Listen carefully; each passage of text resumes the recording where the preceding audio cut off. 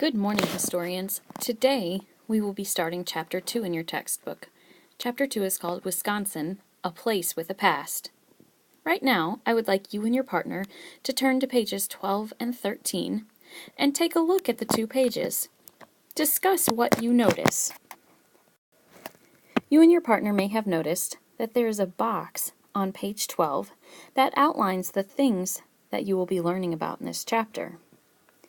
I'm hoping that you were also able to take a look at the timeline on the bottom of the page.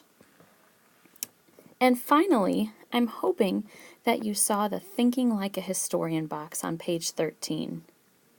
You'll notice we have these same symbols, but they have specific questions that apply to this chapter.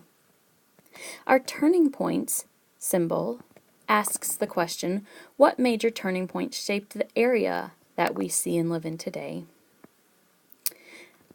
How does our landscape reflect these changes? That would be the change in continuity one. There's another change in continuity that says, how do our waterways reflect these changes?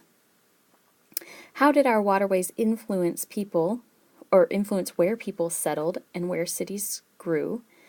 And then the final question is, what features of a Wisconsin region attracted people to settle and live there? After we finish this chapter, you should be able to answer these questions.